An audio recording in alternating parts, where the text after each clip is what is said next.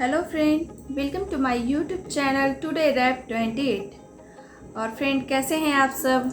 Hope अच्छे होंगे। तो फ्रेंड आज इस वीडियो के माध्यम से मैं आपको बताने जा रही हूँ जीवित पुत्री का व्रत के बारे में।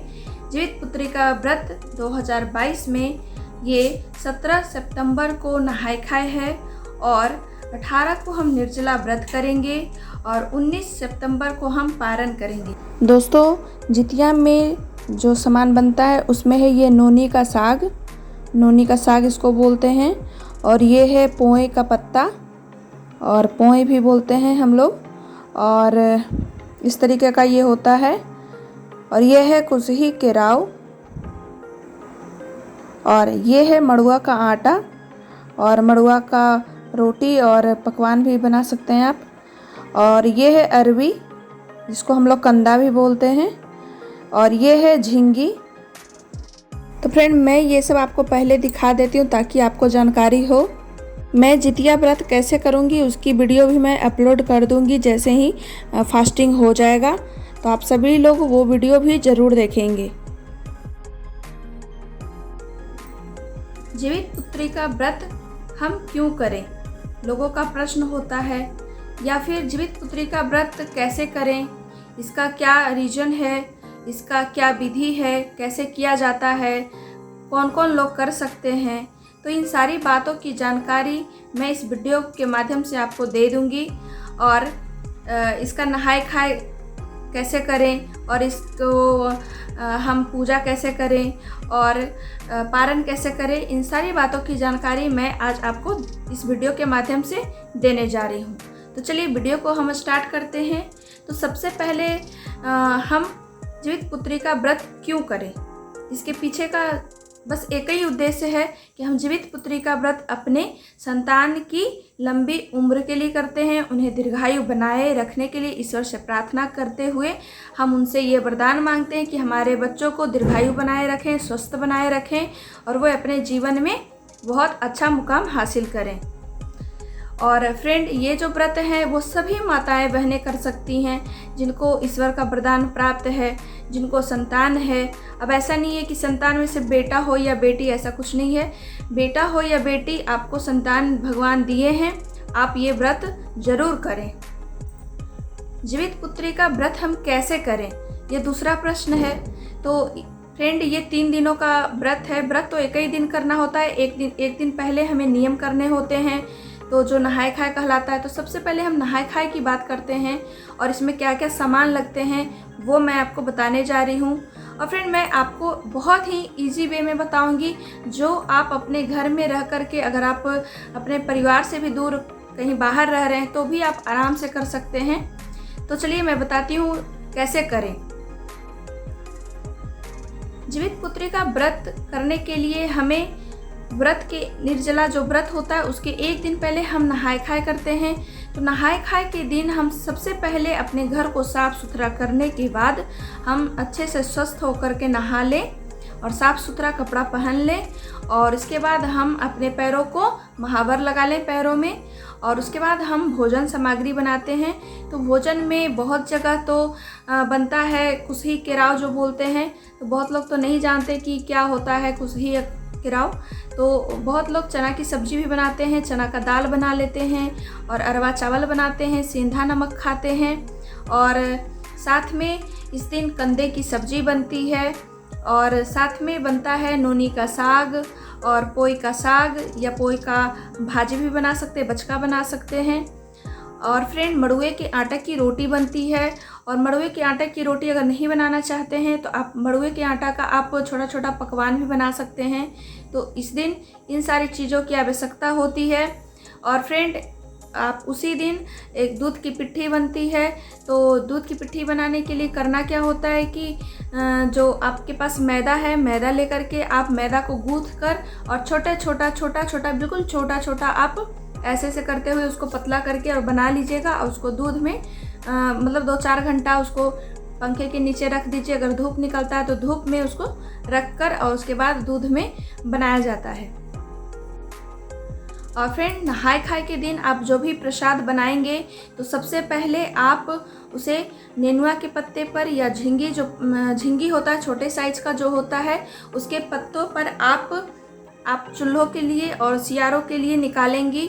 तो चावल और बड़ी झोर, जो भी झोर आप बनाएंगे, जो हम लोग ग्रेवी का बनाते हैं या फिर जो दाल बनाते हैं, और जो सब्जियां बनाएंगे, जो पकौड़ियाँ बनाएंगे, भाजी बनाएंगे, नोनी का जो बनता है मैं बताई, पोए के पत्ता का जो बनता है, तो वो सभी को आपको करना है कि वो पत्ते पर आपको थोड़ा थोड़ा रख देना है।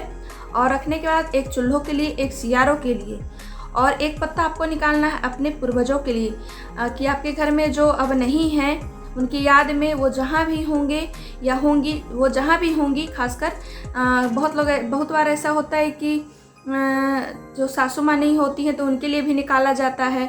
जिनकी सासू माँ नहीं हैं इस दुनिया में, उनके लिए भी ये निकाला जाता है नहाय खाए का प्रसाद, ताकि वो जिस भी दुनिया में हैं उनको ये मिल जाए, क्योंकि वो तो अपने संतान के लिए ज़रूर ही करेंगी। तो फ्रेंड, ये 3 लोगों के लिए निकाल लेंगे, एक चूल्हों के लिए निकाल लेंगे, एक सियारों के लिए निकाल लेंगे और एक पूर्वजों के लिए निकाल लेंगे, और सब जा कर के अपने छत पे रख देंगे, या आपका जो भी खुला स्थान है जहाँ पे पक्षी खा ले वहाँ पर आपको रख देना है। और उसके बाद आपको ये भोजन ग्रहण करना है, खुद खाना है।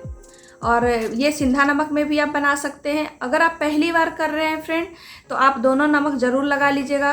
क्या पता कहीं आप बाहर रहें और आपको सिंधा नमक ना मिले, तो आप ये भी नमक, आप जो सादा नमक होता है उससे भी आप, तो अगर पहली बार कर रहे हैं तो हर चीज़ इंसान को बहुत ही सोच समझ कर करना होता है, ताकि वो आगे चलता रहे हमारा। और फ्रेंड, जब पहली बार हम ये व्रत करते हैं तो निर्जला व्रत के दिन आपको एक बार पानी ज़रूर पी लेना चाहिए, क्योंकि कभी ऐसा होता है कि ये व्रत अगर हम कहीं बाहर कर रहे हैं या कभी हमारी तबीयत ठीक ना हो, तो हम ये जो लगाए हुए रहते हैं पहली बार, तो हम उसको फिर से पी सकते हैं। तो जब पहली बार हम कर रहे होते हैं तो ऐसा नियम हमें ज़रूर लगा लेना चाहिए, जैसे कि हमारे घर के बड़े बुजुर्ग बताए हैं। तो ये सारे जो भी भोजन हम बनाएंगे उसको हम पत्ते पर रख करके, और उसके बाद एक पानी ले करके, और छत पर या फिर जो खुला स्थान है वहाँ पर जाने के बाद पत्तों को रख करके सभी के नाम पे, और थोड़ा थोड़ा सिंदूर लगा देना है पत्ते पर, और जल ढार करके और प्रार्थना कर लेना है, और उनसे क्षमा मांगना है कि गलती सलती माफ़ करिए, और उसके बाद आपको अपना भोजन ग्रहण करना है। तो सबसे पहले ये करना बिल्कुल भी ना भूलिए, क्योंकि उन सभी का आस लगा हुआ रहता है। और फ्रेंड, जीवित पुत्री का व्रत का जो नहाय खाए है उस दिन बहुत जगह पर ओठगन भी बनता है। तो ओठगन वो होता है जैसा कि एक बड़ा पकवान, आप मैदा और सूजी का मिलकर के बना सकते हैं या आटे का भी बना सकते हैं, जैसे जिसकी सुविधा। तो आप बना करके मीठा उसमें डाल करके, चीनी और रिफाइंड डाल करके आप उसको छान लीजिए। छानने के बाद आप उसको चूल्हे से लगाकर, गैस से लगा करके रख दिया जाता है। तो फ्रेंड, ये आपके जितने भी संतान हैं और आपके हस्बैंड मिला करके एक हमेशा ज़्यादा बढ़ोतरी बनाया जाता है, और उसके बाद उसको खाया जाता है। तो फ्रेंड, आपके यहाँ अगर ओठगन खाया जाता है तो आप ज़रूर ओठगन भी बनाएं। और फ्रेंड, दूध की पिट्ठी जो बनती है, दूध की पिट्ठी बनाने के लिए आप मैदा को गूंद लीजिए। गूंदने के बाद उसे छोटा छोटा, बहुत ही छोटे छोटे साइज में बना करके, गढ़ करके, और आप उसे थोड़ा सा धूप पे रख दीजिए, अगर धूप निकलता है तो, नहीं तो पंखे के नीचे आप रख दीजिए और उसको दूध में बना दीजिए। तो अब तो बहुत ज़्यादा लोग नहीं खाते हैं, तो जो रात में बनाते हैं वो खीर सेवइयाँ जो भी बनाते हैं उसमें वो डाल देते हैं, और आप वैसे उसको खा सकते हैं। तो फ्रेंड, हमारा ये इस तरह से नहाय खाए का दिन गुजर जाता है। तो फ्रेंड, ये जो जीवित पुत्री का व्रत है, इसमें नहाय खाए जिस दिन व्रत करने होते हैं, तो नहाय खाए के रात्रि जो होते हैं 12 बजे के बाद 2 से 3 बजे के आसपास हम लोगों को करना होता है सरगही। तो सरगही में हम मीठा खाते हैं, बहुत जगह पर पान भी खाया जाता है। और फ्रेंड, ये व्रत में हम लोग सरगही भी करते हैं। सरगही करने के लिए हम मीठा कुछ रख लेते हैं, रसगुल्ला रख लेते हैं, या फिर आपको जो भी मीठा पसंद है वो आप रख लीजिए। और पान का पत्ता, तो सरगही में मीठा और पान खाया जाता है सरगही के समय में। 2 और 3 बजे के आसपास तक हम लोगों को सरगही कर लेना होता है। उसके बाद वहाँ से व्रत का प्रारंभ हो जाता है। बिल्कुल ये निर्जला व्रत रहता है। और फ्रेंड, व्रत के दिन हम लोगों को शाम के समय में स्नान ध्यान करने के बाद नया वस्त्र पहन करके और पूजा करना होता है। तो पूजा में आप जीवित वाहन जी का पूजा करेंगे। आप महादेव फैमिली जो है, हमारे प्रभु शंकर हैं, तो शंकर जी, पार्वती माँ और गणेश भगवान, कार्तिकेय, इन सभी की पूजा होती है। चूल्हों सियारों की पूजा होती है और कथा किया जाता है।